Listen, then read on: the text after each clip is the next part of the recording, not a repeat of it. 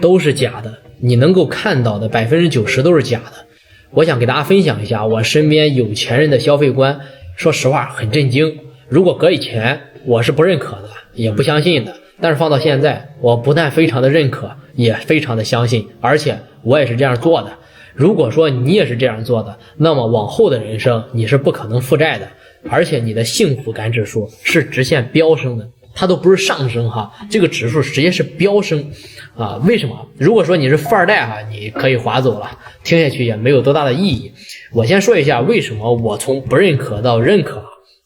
我是从19年开始创业的，一直创业到现在。我23年买过迈巴赫，24年买过911，买过奥迪 A7，25年买过奔驰大 G G63，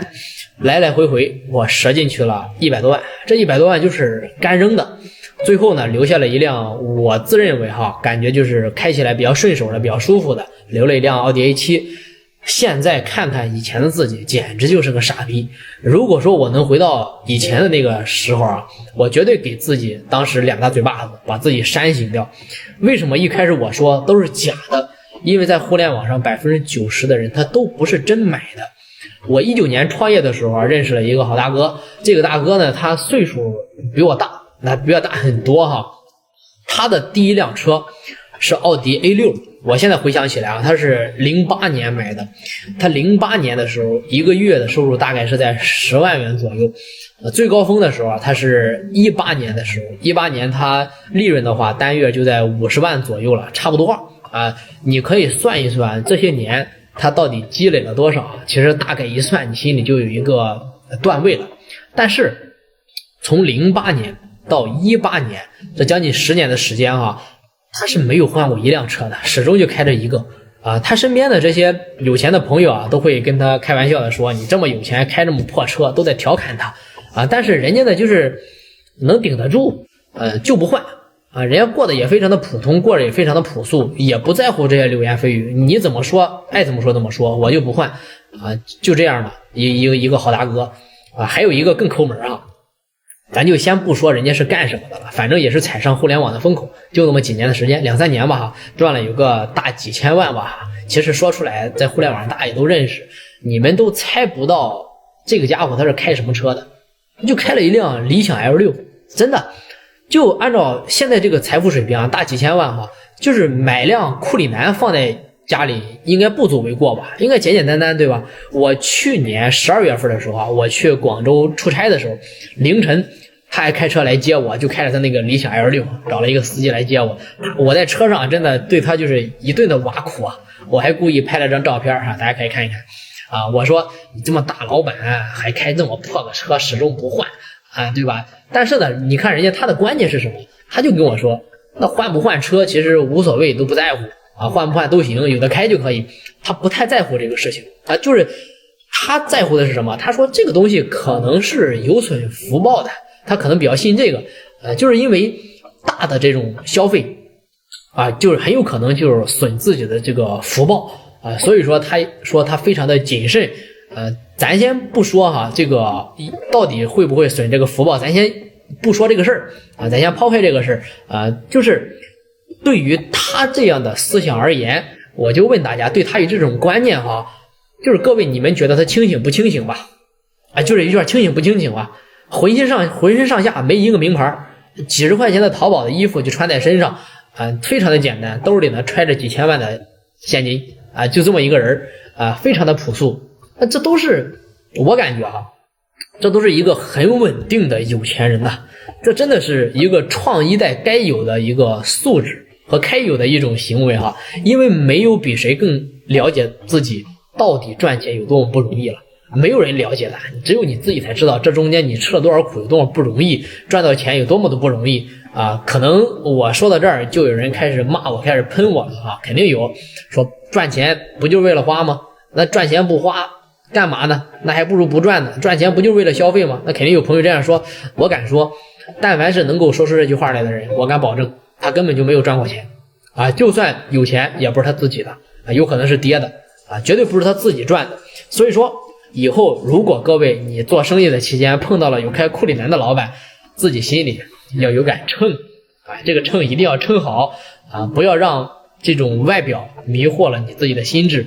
最后一个想必大家都是知道的，人尽皆知，就是在互联网上一个博主，我记得是非常的清楚啊，就是他直播的时候有一个人在跟他连麦，这个跟他连麦的人哈，一个月的月薪3000多块钱，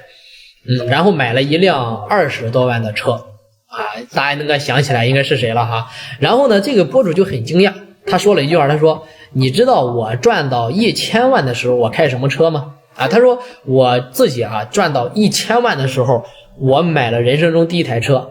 大众宝来，2手的，8万块钱。他是这样说的啊。这当然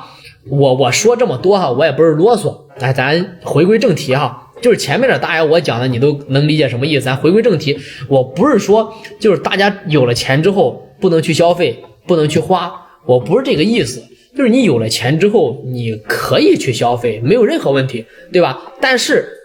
我们要有一定的这个标准啊，你可以理解为就是你看我以前我买这个迈巴赫的时候，我兜里只有60-70万，我贷完款买个100多万的车，真的，当时我还着贷款开着车很得劲，很舒服，很有面子，对吧？开着迈巴赫，年纪轻轻的，就当时就感觉这样。为啥？因为当时我每个月赚来的这个收入，就是还这点贷款，真的是太轻松了，根本都不叫回事儿。后来我为什么把这辆车卖掉了就是因为我发现我赚的就是没我他妈的花的多了，就这种情况，我的收入提升了一点，但是我的消费提升了一大截，咔咔的往上提，一下就上去了，所以说就没办法就卖掉了。我就感觉当时未来我一定会赚很多的钱，我就有这种自信，当时我就这样想的结果呢，业务突然完蛋，平台突然改规则，收入直接变成负数开工资开完之后全都变成负数，就相当于我用一个很小的马车拉了一个非常大的磨盘，就是这样的，我压力非常大，当时非常大。然后呢，就有一天我就坐在我就在地下车库坐在车里，我就想这辆车有没有原本可能它就不属于我呢，我就不应该开上这辆车呢然后想来想去没办法就卖掉了，然后回笼资金嘛，用开工资支出之类的。你们知道对于我现在而言，就是最大的幸福是啥吗？就是我可以给大家讲一讲，就是我看了我身边这么多的有钱人通过努力赚的，或者说通过风口赚都有，就是他们的消费对于我来说，就是未来我的这个生活的标准我的定位它不一定是我非常非常的有钱，然后对应同等的这种消费观，比方说我有1000万我就要有1000万的消费观，我觉得这不叫幸福说实话，我觉得这不叫幸福。但是呢就是我也不想要这样的幸福，真的，我感觉这也不幸福。我希望的是我很有钱，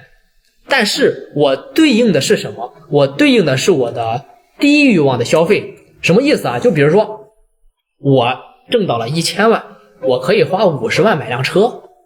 对吧？我挣到了1个亿，我可以花100万去买辆车。就好比说你现在卡里有1000万的现金那比如说你现在在一个4、5线甚至更小的一个城市里边你喜欢小的城市，你住着舒服，你骑个电瓶车就可以把这个城市全部逛完，你没有那么大的压力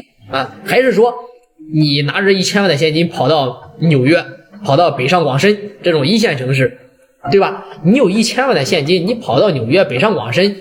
只能证明你自己活得非常的累只能证明你自己的压力会比现在更大，还有什么呢？没了，对吧？所以我认为就这种情况下，它不一定会给你带来太多的幸福感，而且它可能让你的幸福指数无限的下降。但是如果说你在一个4、5线的一个小城市里面，你揣着这1000万的现金，我就觉得你信手拈来，手拿把掐的一种感觉，就有这种自信感，很轻松，很 easy perfect， 真的就这样的。前提是你不能让你身边的人，包括你爸妈知道你有这么多钱，否则你早晚被骗光就算你当下没被骗光，早晚的事你这个就不过延伸的去讲了懂的都懂。所以说你如果说有这种心理的话，你就会在这种小县城活得很安定很舒服是不是有这种感觉？你现在我讲出来是不是有这种感觉，对吧？我再举一个非常感同身受的一个例子我讲出来大家都明白就是比方说你揣着10万块钱去赶大集，我们北方叫什么？我们北方叫赶集，我不知道南方的朋友叫啥哈啊。然后呢，你再揣着10万块钱去百达翡丽啊，进百达翡丽的店儿，什么感觉？什么感觉？你没有错，你现在脑子里想的感觉就是我要表达的那种感觉，大概就是这种情况的。你可以理解为哈，我的收入提升10%，但是我的消费欲望提升1%，哎，对吧？我觉得这个是完全 hold 得住的，就是 understand 完全没有问题的，对不对？那这个就是一个标准啊，还有一个什么标准？就是说我趁1000万，我50万买一辆车，或者10万买一辆车，车丢了我不心疼，就这种感觉。我觉得这就是我现在的一个消费观念。实话实讲，这就是我的消费观念，永远不会不提升啊，永远不会不提升，而是跟随着我的收入不同等级的去提升，10:1的比例去提升，是微微的去提升。我推荐大家去看一本书啊，叫《纳瓦尔的宝典》。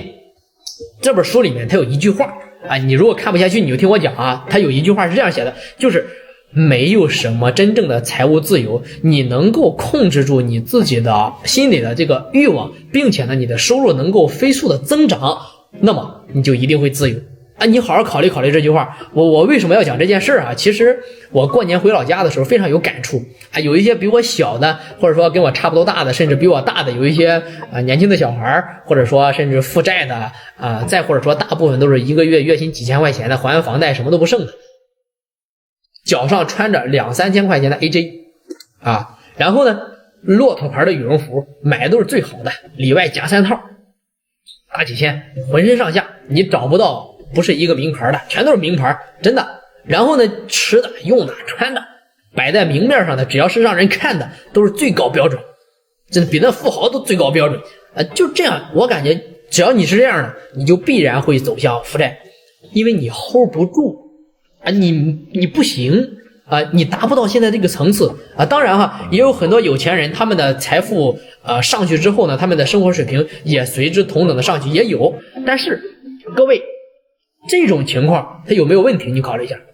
指定是有问题的，因为你不能一直赚那么多钱，也不可能一直收入永远是这么多这就是我之前犯的毛病。所以说，当你的财富收入下降的时候，那么我问大家，你的生活质量水平是否能够轻易的去降档次呢？你好好考虑考虑。所以说你看现在是不是有很多这所谓的中产他在这1-2次、2-3次的洗礼当中包括这个口罩之后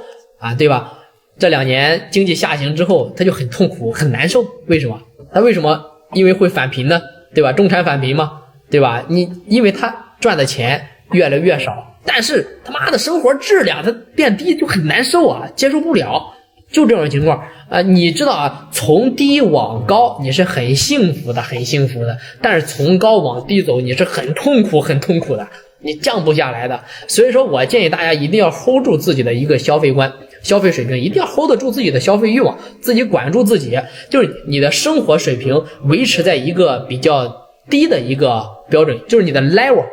还是要稍微降一降的。那么当你的赚钱